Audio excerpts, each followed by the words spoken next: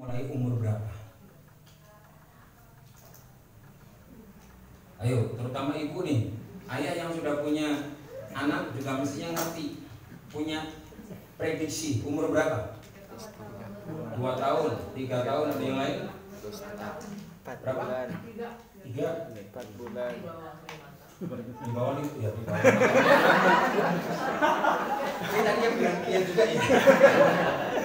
4 bulan. Assalamualaikum warahmatullahi wabarakatuh. 2 tahun namanya. Ya, Lilis. Masya Allah. Ada depres ya khusus. Baik, Ustaz Sadar. Siapa yang sepakat 2 tahun? Oke. 3 tahun? 1 tahun? Sejak dalam kandungan. Gimana lagi? Kalau ibunya maksudnya Ustaz. Ibunya dilihatin video. Gimana anaknya berlatih? Jangankan di dalam kandungan. Rekam dalam memori. Udah punya anak Ustaz? Sudah. Umur berapa? Yang paling kecil Kelas 4. Yang gede? besar adalah bekerja. Berapa anak? 4. 4. Paling kecil kelas 4. Enggak ngamatin Ustaz. Umur 1 tahun itu bisa apa? Udah bisa Gelantungan bicara. sih. Belajar. Umur 1 tahun bisa bicara. Di dalam bisa mendengar. Tapi secara fisik rata-rata 1 tahun itu baru bisa berjalan. Masa baru bisa berjalan sudah dilatih-latih? Kasihan juga. Kasihan. Jadi memang saya sepakat paling enggak 2 tahun. Jalan aja masih kadang jatuh 1 tahun sudah dilatih begini. Belum kayak paling tidak 2 tahun. Pertanyaan kelanjutan. Mungkinkah umur 2 tahun punya keinginan seperti itu? Enggak. Ya mungkin, tapi mungkin itu hanya berapa persen. 95% saya yakin anak 2 tahun belum punya keinginan mau jadi seperti apa. Dia hanya masih mengikuti nalurinya, mau jalan, mau ini, ketawa. Enggak ada keinginan. Karena otaknya secara umum anak-anak itu masih belum bisa berpikir. Sampai usia dini 5 tahun pun rata-rata aktif otak kanannya. Nggak ada yang aktif otak kirinya. Maka anak TK PAUD itu nggak ada PR ngerjain matematik, nggak ada PR ngerjain sejarah, itu nggak ada. Karena memang belum bisa berpikir. Maka kalau ada orang tua maksa anak kecilnya berpikir, "Ma, es krim ma," kamu nggak ngerti. Harga listrik naik sekarang. Belum bisa mikir ini harga listrik, minyak goreng naik. Nggak ada. Anak kecil tuh pilek aja tetap minta es krim kok. Karena memang belum berpikir, otak kirinya belum berfungsi. Ya, seperti itu. Maka dalam puisinya Khalil Gibran, ya, apa itu? Mereka ada dalam alam pikirannya sendiri. Ya. Patut kau berikan kasih sayangnya, tapi bukan bentuk pikiranmu dan seterusnya. Mereka belum bisa berpikir. Jadi ketika anak usia itu belum punya keinginan untuk bisa berlatih, bisa akrobat seperti itu, siapakah yang berpotensi menggiringnya? Orang tua. Potensi paling besar ada pribadi orang tua. Mungkin guru, mungkin tetangga, saudara, tapi paling berkepentingan di situ potensi terbesar orang tua. Begitu juga Musa. Nah, kalau Musa menghafal Al-Quran mungkin sejak dalam kandungan. Betul. Karena apa? 4 bulan di dalam kandungan, roh ditiupkan, dihembuskan. Ini pendengaran sudah bisa berfungsi. Minimal di dalam kandungan itu mulai bisa mendengarkan. Sehingga begitu lahir, apa yang masuk ayat-ayat tadi ini udah pernah aku dengar. Sehingga hafalnya lebih enak. Karena menghafal hanya dari sekedar mendengar itu sangat mungkin. Ya. Bisakah kita menghafal tanpa bisakah kita hafal tanpa menghafal? Bisa. Bisa. Maka ada gerakan, seingat saya itu dari Bandung, ya. Gerakan hafal tanpa menghafal dan terus menghafal meski tak hafal-hafal. Berarti terus tadarus kan? Iya, asik tuh. Apa buktinya kita bisa hafal tanpa menghafal? Al-Fatihah. Al-Fatihah kita nggak pernah menyengaja untuk menghafal. Saya waktu itu sedang berlatih lagu murotalnya siapa saya lupa, sering saya puterin itu Al-Baqarah ayat-ayat 10 ayat awal. Anak saya yang paling kecil tadi tahu-tahu bacain gitu. Loh, kamu udah hafal Asma? Abi tahu nggak kenapa Asma hafal itu? Abi udah putar Soalnya Abi sering muterin, Asma sering denger. Cuman gitu aja. Ya Allah. Musa juga begitu. Tidak ada harapan ataupun keinginan Musa masa kecil untuk menjadi seorang penghafal Al-Quran. Dan istri saya pun ketika menonton Hafiz Indonesia di RCTI itu, Abi, kenapa nih? Anak satu lagi? Loh, maksudnya pengen jadiin seperti itu. Karena guru Quran, jadi dia berambisi, punya cita-cita pengen menjadikan anak hafiz Quran. Tapi sama sudah tua, ya udahlah 3 aja, sesuai perjanjian awal. Jadi waktu saya menikah awal Ustaz, istri itu nantang saya, Mas, apa adik, anak kita minimal besok 3 ya? Oke. Dia nantang minimal 3.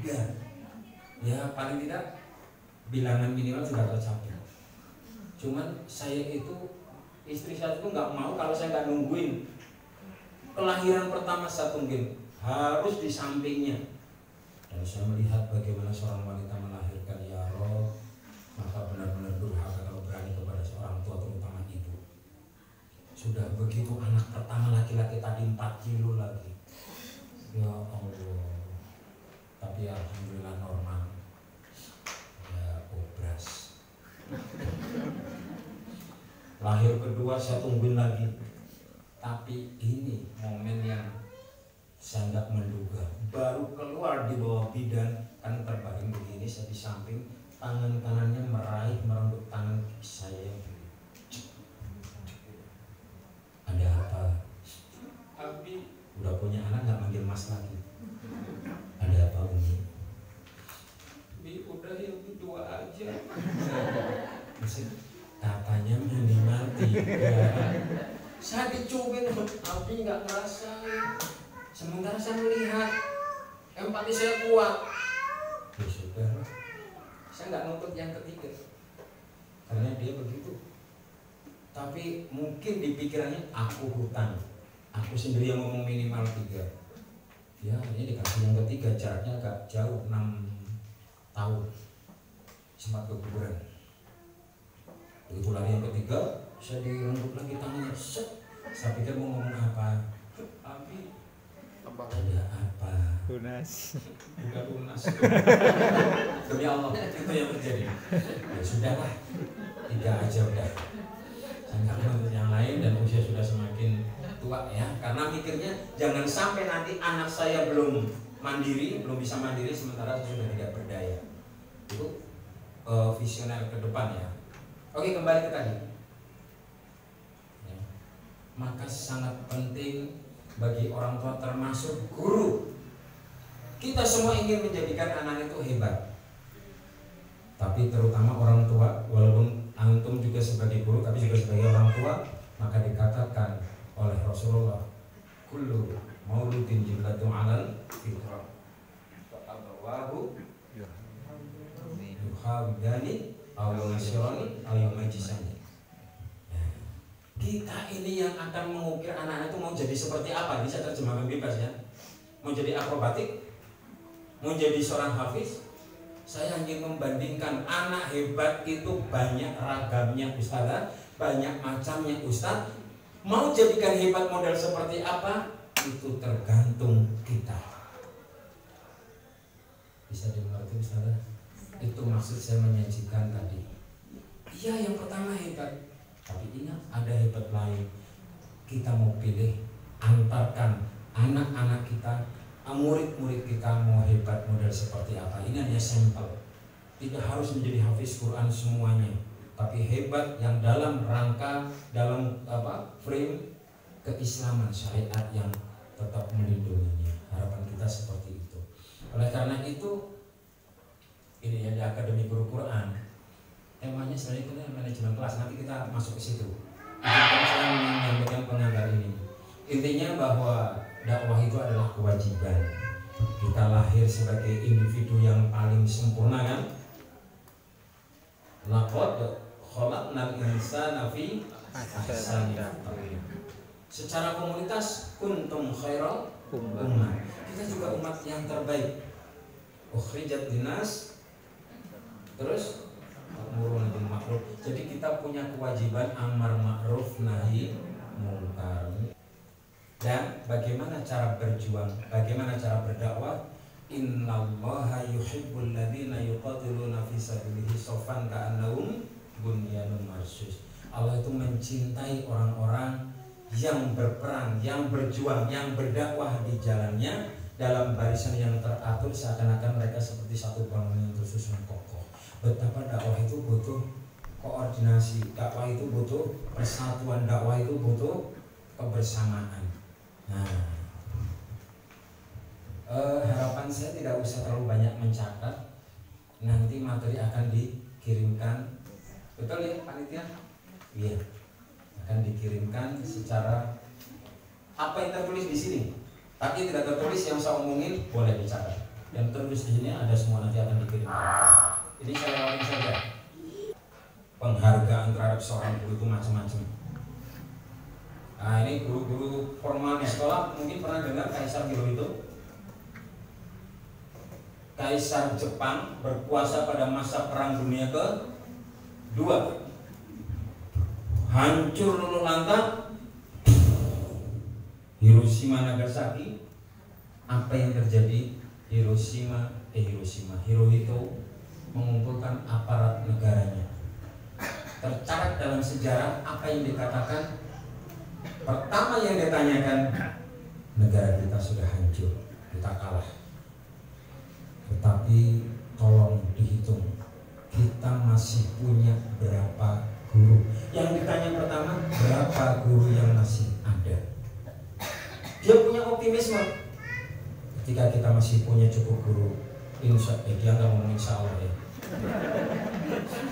Ketika kita masih punya guru cukup, pasti negara kita bisa maju. Ya Rob, negara kecil loh, sekarang menjadi negara paling maju di Asia. Coba bayangin, nanti akan diterangkan Kak Huntat ya, hebatnya Jepang itu. Kalau memang dia sempat ingat ya. Loh kita coba ini yang naik motor, mereknya apa? Honda. Honda dari mana? Jepang ya, gitu. Yang ini teknologinya 4G atau 5G? 4G. Tahu yang menemukan teknologi 4G? Siapa? Orang Jepang apa orang Indonesia apa orang Amerika? Orang Indonesia. Orang Indonesia, tapi saat kerja di Jepang. Betul. Sekarang masih kerja di Jepang. Muslim. Khairul Anwar namanya, ya, kuliahnya di ITB, S3-nya juga di ITB, balik ke Bandung Cinta, ya. Tetapi dia menemukan teknologi 4G itu, ya, dan ditangkap oleh orang-orang Jepang, kerjanya di Jepang. Nah, makasih Jepang, iya, maaf ya, cuma satu. Oke lah. Betapa guru itu memang luar biasa. Yang kedua, Profesor Dr. Suyanto MPD. Siapa tahu siapa beliau? Beliau adalah mantan rektor UNY, pernah menjabat sebagai rektor UHAMKA. Apa kata beliau? Penghargaan terhadap para guru dikatakan sesungguhnya pekerjaan di dunia ini cuma ada dua. Satu guru, yang kedua selain guru. Menggelitik memang. Tapi ada satu penghargaan yang luar biasa. Karena pekerjaan apapun pasti butuh guru. pasti butuh guru. Walaupun mencangkul itu butuh guru, walaupun guru tidak resmi. Nyangkul yang benar nggak kayak gitu, Kang. Nah, ada ilmunya. Bahkan pendidikan pun terbagi menjadi dua bidang, kependidikan dan non kependidikan, guru dan non guru. Iya, dalam perkuliahan begitu. Tetapi lepas dari itu semua, ini kata Allah, waman ahsanu qawlan mimman da'a ilallah wa amilas shalihat. Ya. Dan adakah yang lebih baik ucapannya dibandingkan orang-orang yang mengajak kepada jalan Allah, dibandingkan orang-orang yang mengajak kepada kebaikan, dan itu adalah salah satunya guru ada di situ. Apalagi guru Quran, apalagi guru agama, ya kan? Susah nggak ngajar Quran? Halo? Alhamdulillah. Mudah? Masya Allah, mudah. Kata guru saya itu ngajar Iqra, ngajar baca Quran itu cukup dengan 5 kata juga bisa kok. Kata pertama, sini, duduk, baca. Udah berapa kata? 3. Sip. Terus itu kata yang keempat. Ya, sana, sini. Cuma gitu doang bisa jadi guru ngaji. Sini, buka, baca. Sip, good, hebat. Bukan. Nah, sudah, sini. Itu doang bisa jadi guru ngaji loh ya. Iya. Metode ada berapa macam sekarang? Banyak banget. Tapi kalau buat saya hanya ada 3 sebenarnya. Hanya ada 3. Bukan 1 metode yang dengan mengeja. Apa itu? Baghdadiyah, berurutan. Ya. Ba fathah, ba kasrah, bi ba dhammah, bu ba bi bu. Ya cuma dulu. Masih ada yang pakai, masih. Di beberapa tempat pondok itu masih pakai begitu. Zaman kecil saya masih begitu. Ya. Cuman kadang jadi nggak sopan teman-teman itu kadang pulang bercanda. Tapi bahasa Jawa ya. Nggak tahu, ngerti nggak? Sambil pulang gitu, ya. Nun kasrohni, min domahmu, ninimu. Awalnya gitu juga nggak sopan. Nah, jadi itu metode yang pertama. Metode kedua adalah metode bacaan langsung, ya kayak Iqra, Qiraati, Yanbu'a, An-Nahdiyah, Tartili, Tartila, Ummi, dan banyak lagi. Buat saya semuanya itu seragam sebenarnya, yaitu bacaan langsung. Memang memberi namanya beda-beda, tapi sebenarnya metodenya membaca langsung. Perbedaannya pada kurikulumnya, sistematikanya, urutannya. Tapi prinsip sama, bacaan langsung. Nah, metode yang ketiga, ini buat saya ya, saya memandang hanya ada 3 metode. Namanya yang banyak, kurikulumnya yang berbeda-beda. Yang ketiga adalah Al-Barqi. Tahu Al-Barqi? Metode belajar baca dengan dengan kata lembaga. Kalau Al-Barqi itu begini, ada kata cantolannya ya. Ada raja, maha kaya, katawana, sama laba. Ini yang menyusun Kiai Haji Muhajir Sultan dari Surabaya. Nah, ibarat yang bacaan langsung tadi berawal Qiraati, kemudian muncul Iqra, muncul Yanbu'a, muncul Ummi, muncul Tartili, Tartila, dan sebagainya. Ya. Al-Barqi itu dimunculkan Kiai Haji Muhajir Sultan, muncul kemudian turunannya itu Sakifah dari Ustadz Umar Takwim Magelang. Kata lembaganya beda. Nama saya Malarosa, kata wajah toko sofa ada bahaya. Itu huruf hijaiyah semua. Saya pernah ajarin tuh ketika saya di Hongkong, ada TKW PMI yang mau belajar. Mbak, yuk kita coba. Ah, ini dicoba dulu ya. Ya Allah Pak Imam, aku nggak ngerti blas. Sama sekali. Saya belum ngerti sama sekali. Saya pakai Satifah. Nama saya Malarosa. Yuk, nama saya kan nun fathah, mim fathah gitu. Terus ulangi, nama saya.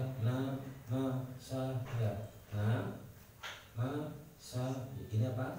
Nah, ini ini sa, ini ya bawahnya sama ya. Terus ya nanti di paling bawah udah disambung tuh.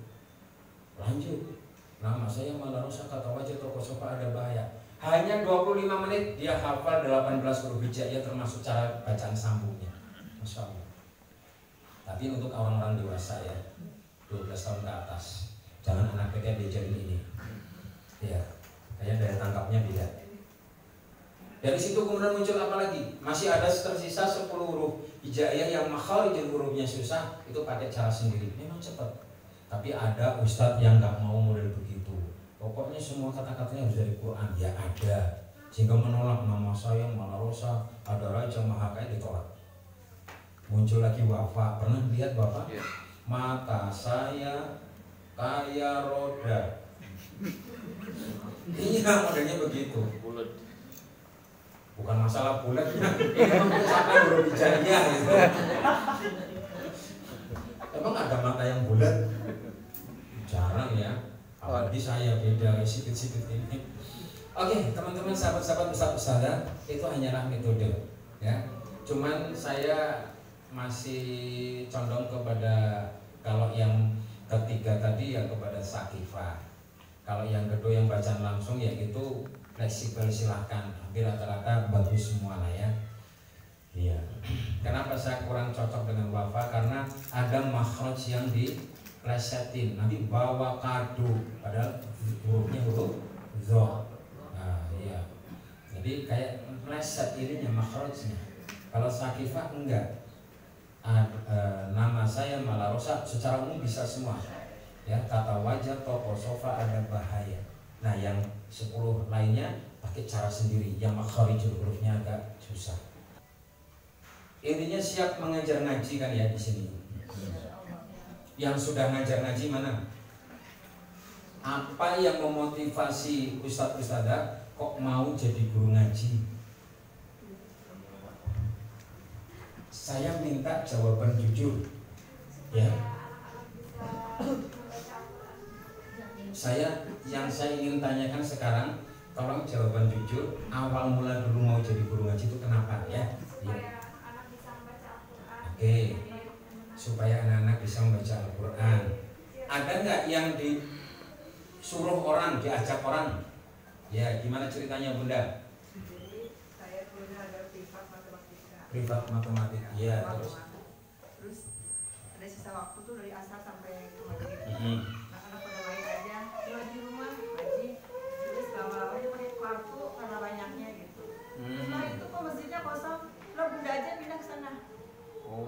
Jadi bundanya saya kelola akhirnya di masjid ya. Alhamdulillah turut memakmurkan masjid ya. Ya. Ada yang karena terpaksa? Oke, ceritanya gimana? Oke.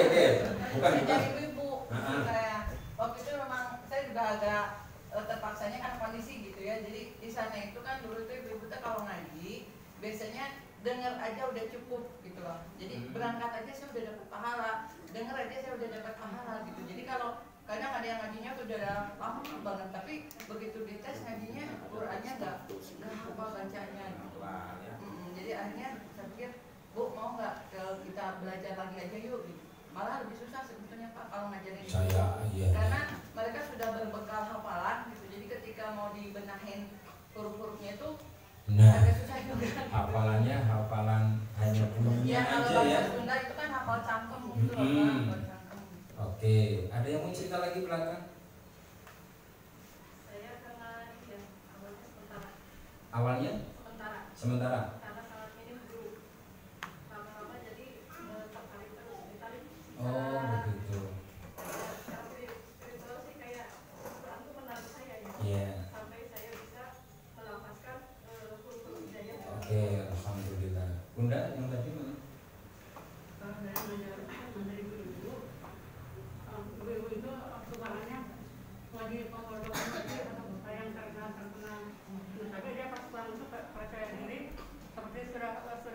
menyampaikan. Nah, saya ingin menyampaikan dengan artinya. Jadi mereka supaya jangan merasa kuat dengan itu saja. Saya mendorong mereka harus tahu artinya ngaji itu. Oke. Perkata. Iya, banyak pengalaman awal mula ngajar. Saya minta satu lagi dari Ustaz. Kira dua ini, dua. Cukup ya, yuk dua. Antum dulu Ustaz. Kalau dulu itu karena tuntutan. Tuntutan. Kan ketika pulang dari pondok, kalau di kampung saya itu harus ngajar anak-anak. Oh gitu. Berarti ada rasa terpaksa. Nah, awalnya. Ya, enggak apa. Awalnya, terus selanjutnya. Kalau selanjutnya ketika terbiasa jadi ketika yang sudah suka bergaul dengan anak-anak jadi lebih suka gitu. Oh gitu. Antum? Kalau saya mulai ngajar ngaji itu karena satu ya rasanya menunaikan keinginan orang tua. Jadi orang tua saya dulu, karena saya bukan orang Bandung, saya orang Sulawesi. Sulawesi ya. Dulu saya disuruh mana Sulawesi? Sulawesi Selatan. Sulawesi Selatan. Ya. Dulu saya disuruh pesantren ke Bandung, kemudian kata orang tua saya, pokoknya kamu harus bisa menjadi guru ngaji. Pulang harus bisa jadi guru ngaji. Istri orang Bandung. Istri orang Bandung. Ya. Terus yang kedua alasannya, setelah saya juga punya anak, saya merasakan sama dengan ayah saya gitu. Saya punya anak harus bisa ngaji. Terus kalau saya nitipin ke orang lain, belum tentu juga bisa diajar dengan baik dengan orang lain. Jadi ya saya harus terjun langsung untuk mengajari. Akhirnya dari anak saya sendiri yang saya ajarkan, kemudian tetangga-tetangga pada ikut ngaji di saya di rumah. Akhirnya saya mendirikan rumah tahfiz. Alhamdulillah. Jadi mohon maaf ya Ustaz, saya cukupkan ceritanya. Banyak, tapi saya mau tanya satu lagi. Adakah yang membuat atau meniatkan memotivasi jadi guru ngaji karena alasan maisha, mencari penghasilan? Tapi kalaupun iya, itu melanggar syariat enggak? Tidak. Tapi lebih mulia di sini karena lillahi ta'ala ya. Ada yang awal mulai jadi guru ngaji karena terpaksa? Ada. Saya ingin dengar ceritanya. Terpaksanya gimana Ustaz? Ya, karena saya awam dari agama, ketika mengantar anak ngaji ke masjid dikelola sama pemuda lah gitu ya. Tahu-tahu pemudanya udah pada ada kegiatan banyak, ya terpaksa saya mengisi gitu. Jadi itu keterpaksaan awalnya gitu. Oke. Ustaz sama seperti saya. Saya bermula terpaksa. Tetapi keterpaksaan saya jauh lebih terpaksa daripada beliau. Saat saya kuliah, kami ngontrak rumah berlima. 2 orang sahabat kami, namanya Mas Nadam. Sekarang dia tinggal di Bantar, Gebang, Bekasi, mendirikan rumah belajar untuk para kaum duafa dan mendapat sorotan bantuan dari berbagai pihak, artis dan segala macam.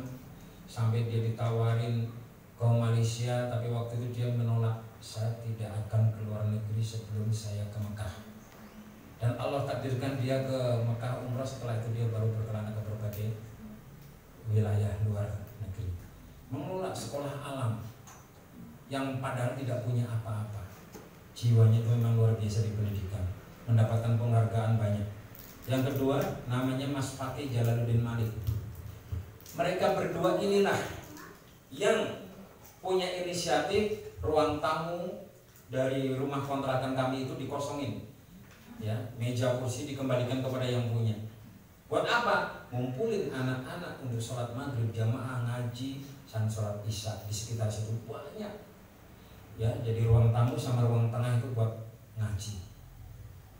Hanya mereka berdua. Suatu ketika karena urusan kampus malam mereka nggak bisa ngajar.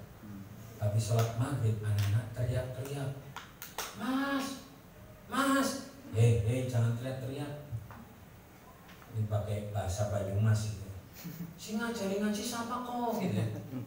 Ini yang ngajar ngaji siapa gitu. Udah Mas Fakih, Mas Nadam, langka.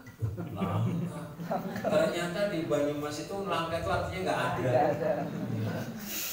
masih mau ngajar sih kenapa? Dari situ saya, ya Allah saya nggak punya feel. Masih mau ngajar sih ngapa mas? Kasihan ini nggak ada yang ngajarin. Iya daripada berisik. Saya ngajar. Saya nggak punya feel sama sekali ke dunia anak-anak waktu itu. Wallahi, saya ngajar sebisa saya.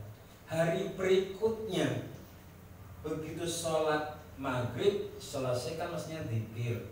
Biasa saya imam balik badan. Saya dengar bukannya zikir, anak-anak malah pada bisik-bisik. Enggak, ngajinya sama Mas Timung aja.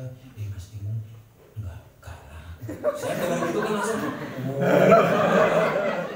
bahagia saya itu. Ternyata anak senang saya ngajar. Udah sejak itu saya mulai tertarik dan tertanam dalam jiwa saya, dan seakan-akan saya merasakan anak-anak itu bagian dari detak jantung kehidupan saya. Saking saya mencintainya. Saya cinta benar setelah sekian lama. Dari anak TK, anak PAUD, segala macam anak lah. Apalagi anak mertua yang saya cintai. Jadi Ustaz-ustazah, guru itu ada beberapa macam.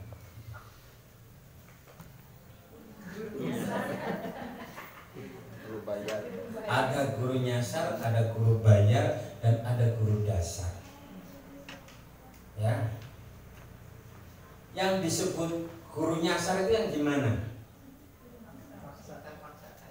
Terpaksa. Terus gini, saya itu latar belakang pendidikan, jujur saya ini sarjana peternakan. Apakah juga nyasar? Nyasar. Kalau saya nyasar, ini saya anggap forum ini sesat. Ngapain Al-Hilal menghadirkan trainer nyasar? Sesat ini berarti. Baik. Ayo. Yaudah deh. Yang penting ini mau memojokkan saya nggak apa-apa. Nggak sesuai pendidikannya, nggak sesuai motivasinya, apalagi udah. Yuk. Sekarang yang latar belakang pendidikannya non kependidikan, tunjuk jari. Dari apa? Akuntansi. Terus? Sama peternakan. Oh sama peternakan. Terus apa lagi? Syariah. Desain. Sastra. Akuntansi. Ini yang non apa? Jurnalistik. Ini dari yang barusan bicara yang mengaku non kependidikan, termasuk tadi yang bilang saya nyasar bukan? Yang lainnya dari mana Ustazah? Pendidikan, oke pendidikan. Bahasa Arab, oke pendidikan ya.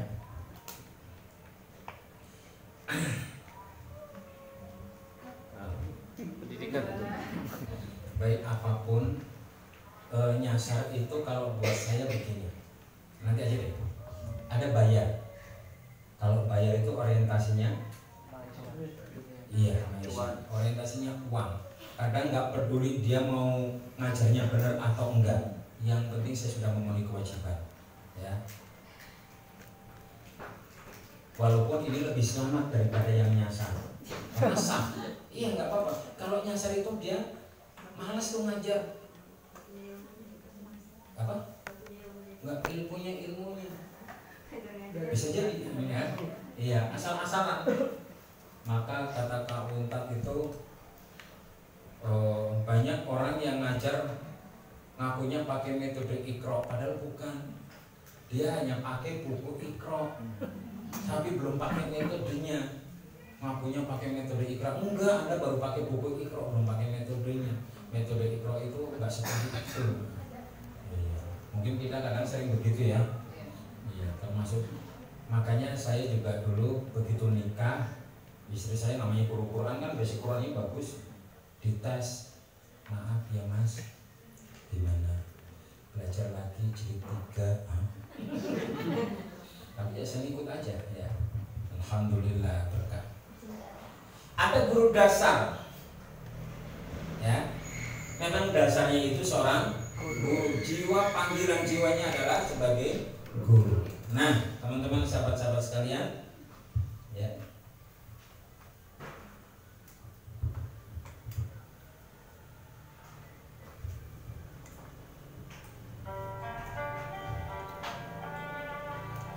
Kalau saya katakan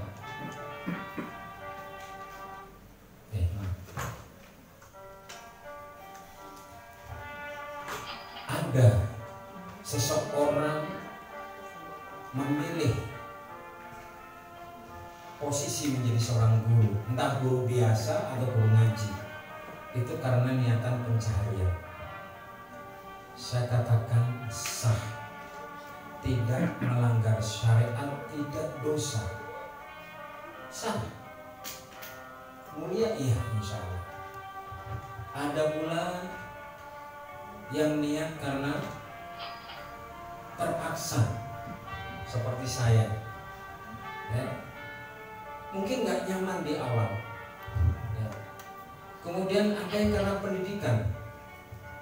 Saya dari tarbiyah, saya dari BGTBG, saya dari BGSD, saya dari BGTK, saya dari pondok, saya ingin mengamalkan ilmu saya. Ya, bagus. Dan mungkin ada ratusan alasan lain yang mendorong ustadz-ustadzah masuk menjadi seorang guru. Tapi saya katakan bukan ini yang menentukan apakah kita ini nyasar, bayar atau dasar. Melainkan apa? Ada proses selanjutnya yang disebut dengan manajemen kolbu. Saya awalnya terpaksa ustadz, iya. Tapi ketika ngajar, hati saya kan terpaut. Hati saya ini nikmat rasanya, melekat rasa cinta saya. Ya Rob, saya betul-betul mencintai dunia pendidikan ini. Maka begitu lulus saya mencari jadi guru, ya. Maka saya nyatakan biarpun awalnya saya terpaksa, saya berhak untuk menjadi guru dasar. Maaf nih Ustadz, maaf. Sekalipun antum Anda jadi dari pondok, hafalan Qur'annya bagus, ngajinya bagus, begitu ngajar anak-anak kemudian, ya Allah, aku pikir ngajar anak itu nyenengin loh. Ternyata aku sebel banget. Ini anak satu nggak bisa diatur. Kerudung ditarik-tarik sampai sobek. Padahal aku belum lunas. Terus Anda dalam hatinya kalau bisa aku keluar aja lah. Biarpun latar belakang pendidikannya luar biasa, tapi Anda tidak nyaman menjadi guru, saya katakan nyasar. Tetapi ustadz-ustadzah, kalau latar pendidikannya memang menunjang, manajemen kolbunya bagus, ya, Anda pun kemudian begitu terjun merasa menikmati, ini yang saya katakan excellent. Iya. Intinya apapun latar belakangnya, kita semua berhak menjadi guru dasar. Kalau sudah jadi guru dasar, masalah rezeki, saudara, jodoh dan lain-lain bisa kita dapatkan. Oh iya, siapa tahu, ya, jadi guru ngaji suatu ketika ada santrinya yang nggak masuk. Kok lama, akhirnya berkunjung ke rumah orang tua. Suka begitu kan? Ya. Saya dulu waktu masih juga begitu, berkunjung ke rumah orang tua. Gimana kabar si Andi? Dia kalau di KPK kayak begini-gini. Ya bisa aja habis ngobrol begitu. Ya sudah ibu, bapak, kami mau pamit. Saya mau pamit dulu. Terima kasih saya sudah diberi kesempatan silaturahmi. Iya Ustaz. Tapi sebentar Ustaz, sebentar aja sebentar. Ada apa ya Bu? Maaf, ini persoalan pribadi. Oh iya, gimana Bu? Ngomong-ngomong, Ustaz udah ada calon belum? Belum Bu. Saya punya saudara, ini orangnya, mau nggak? Boleh Bu. Alhamdulillah. Kita nggak pernah tahu dari mana datangnya jodoh. Kita nggak pernah tahu begitu jadi guru TPK ternyata Ustaz, terima kasih udah ngajak saya bisa perusahaan punya kebutuhan tenaga Ustaz. Mau nggak Ustaz ya jadi guru ngaji juga kan pegang Ustaz di elektro misalkan kerja di tempat perusahaan saya. Siapa tahu kita nggak pernah menyangka ya. Pokoknya begitu banyak kemungkinan peluang yang akan kita rasakan. Oleh karena itu saudara, yuk kita pertama luruskan niat. Ya, jadi guru ngaji luruskan niat. Niat apa? Untuk menjadikan anak-anak lebih mengerti pada ajaran ataupun agama kita. Maaf kalau kok gambarnya gitu, langsung nemu-nemu aja, cari-cari yang agak cocok aja, yang kartun. Karena itu, jadi luruskan niat ya. Emang ada niat-niat bangkok? Ya ada. Apa misalnya? Ngajar ngaji niatnya PDKT. Wah, ini repot buat saya. Saya khawatirnya kalau itu berhasil, kemudian berdua menikah, tahu-tahu, Ustaz, kok nggak pernah ngajar ngaji lagi? Maaf, tujuan saya udah tercapai. Langsung pergi. Ya, kalau menikah sesama aktivis no problem. Ya, itu adalah efek samping yang diharapkan. Kan lebih ngerti, tapi bukan diniatkan dari awal, no problem. Ya. Ada sebuah lagu, boleh disenandungkan? Boleh. Nah, tapi ini buat guru-guru TPK ini ya. Mana yang ngajar TPK tadi? Ya, yang ya rumah sakit termasuk lah ya. Ini lagu lama ini ya.